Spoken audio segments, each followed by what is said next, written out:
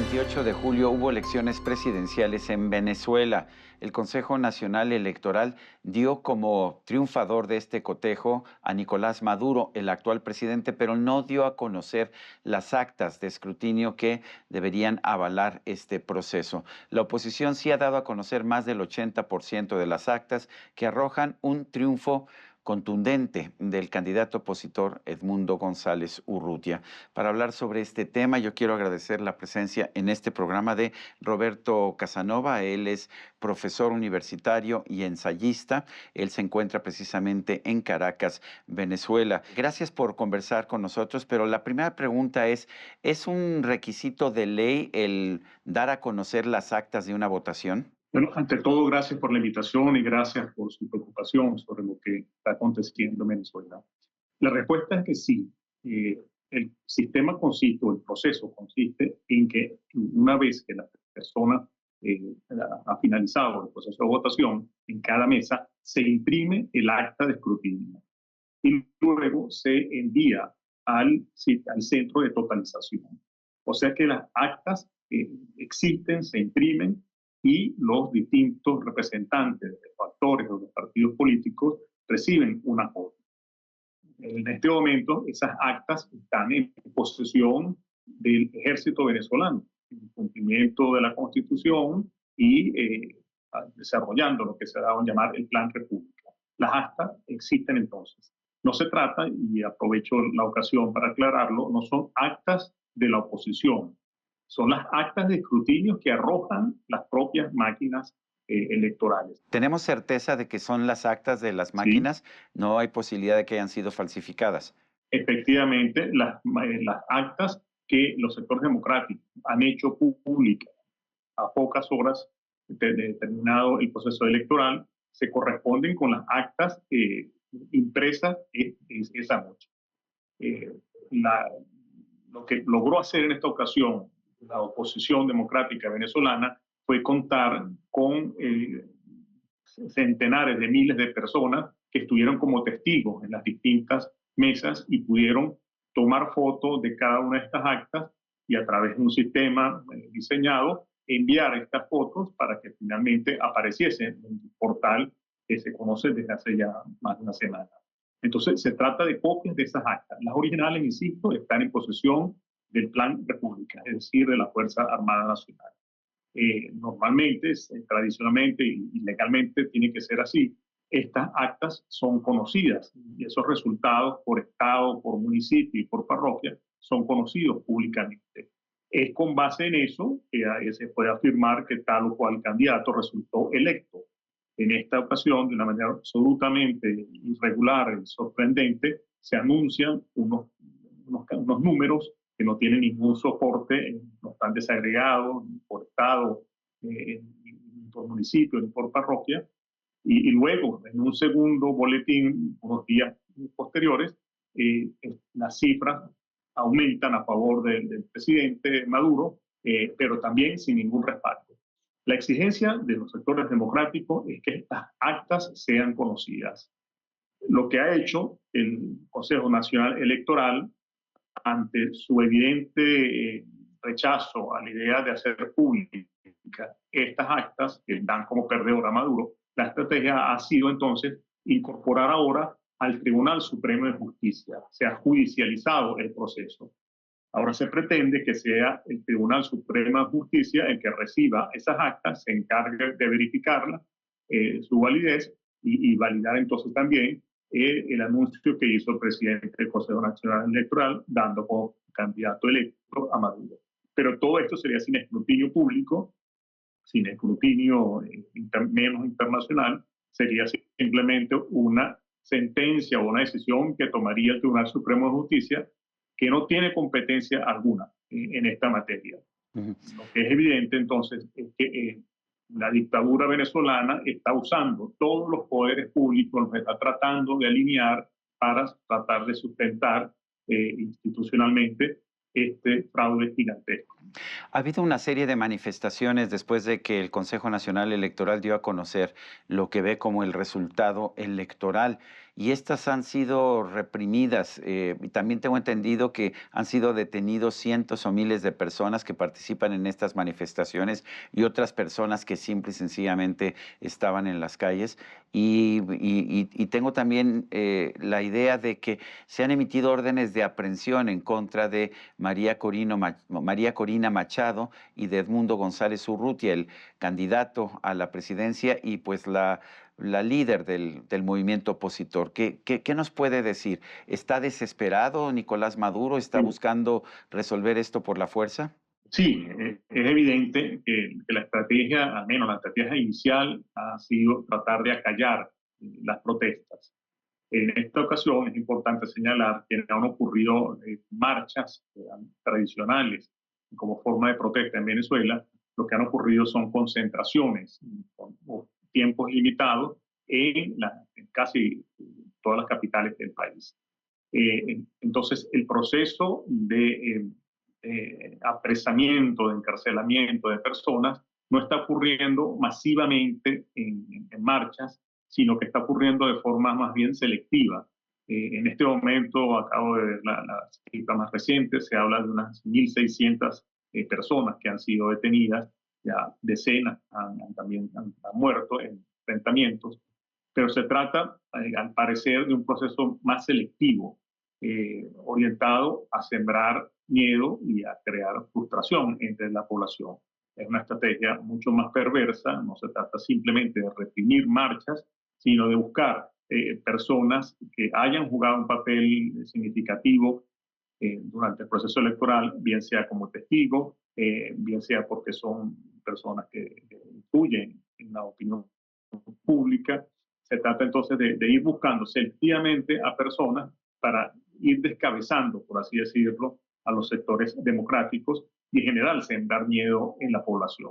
Es una estrategia entonces que es evidente, es clara y se está haciendo en violación de los derechos humanos, del debido proceso. Con respecto a la orden de aprehensión del candidato electo, Edmundo González, de la líder de los sectores democráticos, María Corina, eso inicialmente fue la información que corrió, luego apareció el fiscal diciendo que no había tal orden de aprehensión. La información es contradictoria, los mensajes que se reciben desde el gobierno también lo son. Es un momento de mucha confusión.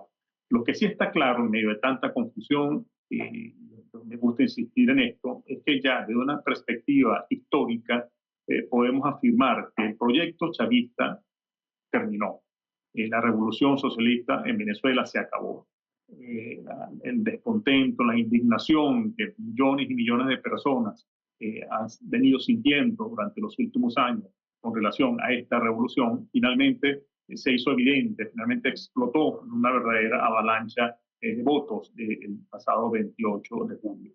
Han ocurrido además actos con un profundo contenido simbólico, la destrucción de las estatuas de Chávez en esta línea rendir, de rendir culto a la personalidad.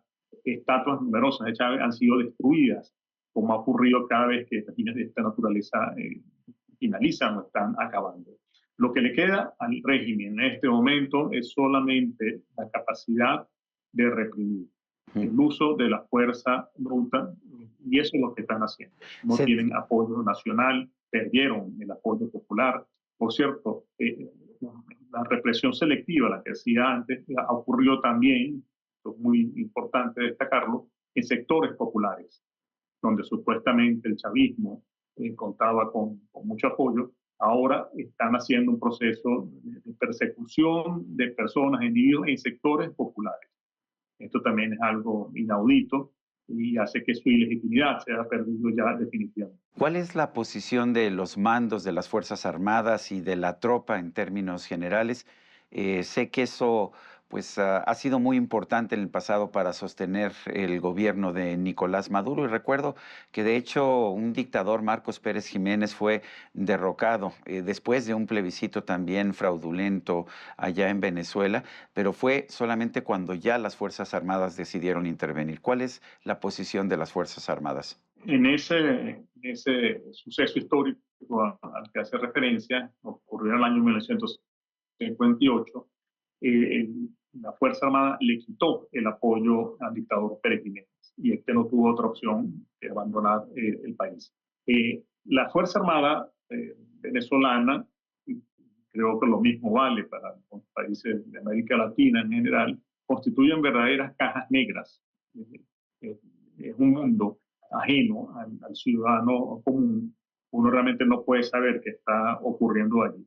Pero de acuerdo al sentido común, a la experiencia histórica, uno podría afirmar que la Fuerza Armada en Venezuela no constituye un bloque homogéneo, monolítico, sino que está atravesado por varias líneas de fractura. Menciono brevemente 4 de ellas.